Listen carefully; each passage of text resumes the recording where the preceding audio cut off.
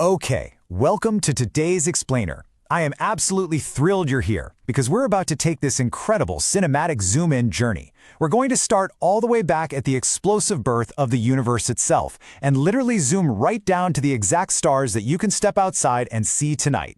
Let's get our bearings, orient ourselves in this massive void of space, and figure out our exact cosmic address. So, here's our cosmic flight plan for today.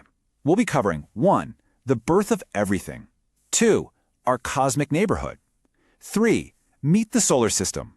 4. Space rocks and ice. And finally, 5. Mapping the night sky. Let's just dive right in.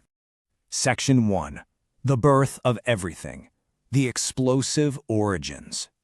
To even begin to grasp the sheer, unfathomable scale of our origins, we've got to look back at George Leminter's 1927 theory. It perfectly illustrates that 13.8 billion years ago, this unbelievable explosion of concentrated matter basically created everything we know. I mean, this single massive event kicked off the formation of all the galaxies, the stars, and, well, the heavenly bodies that we're still studying right now. It is, quite literally, the ultimate starting point of our story. But to truly wrap our heads around cosmology, we've got to look at the great debates, right? So let's contrast that explosive, sudden origin with the steady-state theory. This is proposed by Fred Hoyle, Hermann Bondi, and Thomas Gold. And they argued that, okay, sure, the universe is constantly expanding, but its average properties, they actually remain inherently unchanged over time.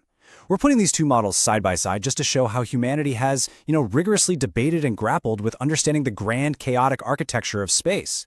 Section 2. Our cosmic neighborhood, pinpointing our home. Now, what's really fascinating is how human understanding evolved over centuries, slowly zooming in from these vast, swirling collections of stars like our Milky Way and its nearest neighbor, Andromeda, straight down to our own immediate origins. Just look at this timeline. It starts with Immanuel Kant's nebular hypothesis back in 1755. Then that was independently expanded on by Pierre-Simon Laplace in 1796. And eventually we get to Thomas Chamberlain and Forrest Ray Moulton's planetesimal theory in 1905. Step by step, scientists built these models to explain how a 4.8 billion-year-old spinning nebula of gas and dust ultimately, collapsed to form our 4.5 billion-year-old Earth. Of course, all of this mapping and theory building was driven by that deeply human urge to just look outward through telescopes. And this whole quest was fundamentally anchored by Copernicus's heliocentric model. He correctly predicted a truth that absolutely redefined our place in the cosmos. He figured out that the Sun, not the Earth, sits at the center of our system, and we are simply orbiting around it. A real game-changer for sure. Section 3. Meet the solar system, the Sun and its planets. Okay, so the absolute most crucial point about our solar system, and I want you to really let this number sink in, is the staggering dominance of the Sun. Our central star makes up a jaw-dropping 99.86% of the solar system's total mass. 99.86%. To put that into perspective, all 8 planets and the 5 dwarf planets that we know and love, they are just a tiny fraction of the mass left over.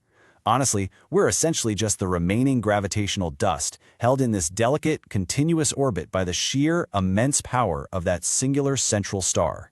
Now, to understand what actually glows when you look up at the night sky, we really have to know what we're looking at. So, luminous bodies, like the Sun, distant stars, or even just a simple candle here on Earth, they emit their own light. Non-luminous bodies, on the other hand, like our planets, the moons, and comets, they don't generate any light of their own. They merely act like giant mirrors, reflecting the light of the Sun right back to our eyes. Section 4. Space rocks and ice, the debris of space. Let's zoom in on the chaotic stuff, the comets. You can basically think of them as massive dirty snowballs just hurling through space.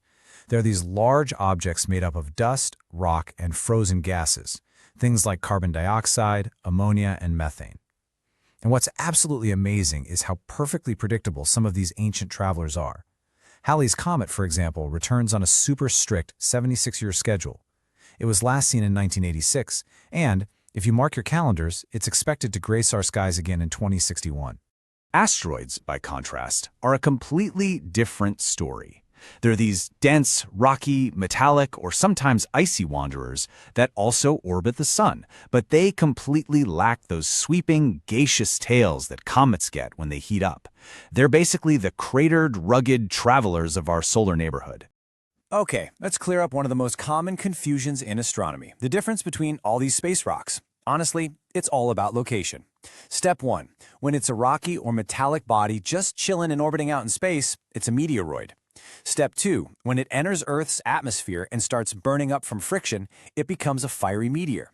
And Step 3. It is only officially called a meteorite if it actually survives all that intense heat and physically hits the ground.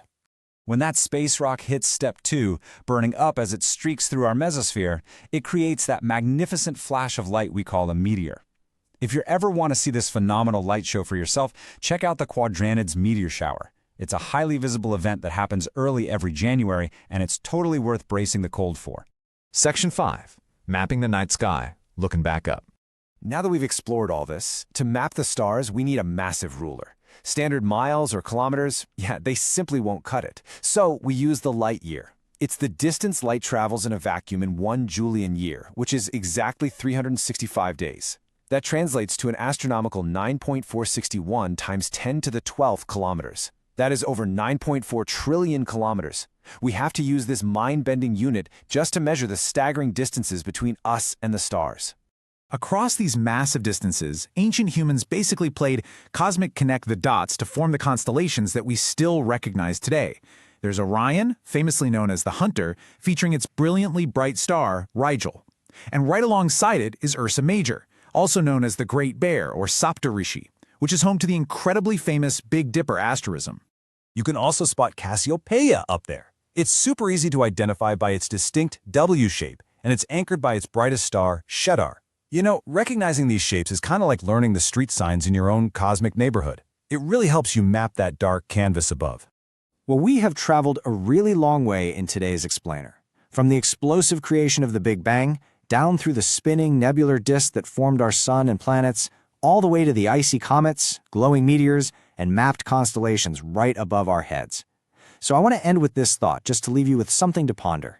When you look up at the stars tonight, equipped with your brand new cosmic address, which part of our vast 13.8 billion year history will you be searching for?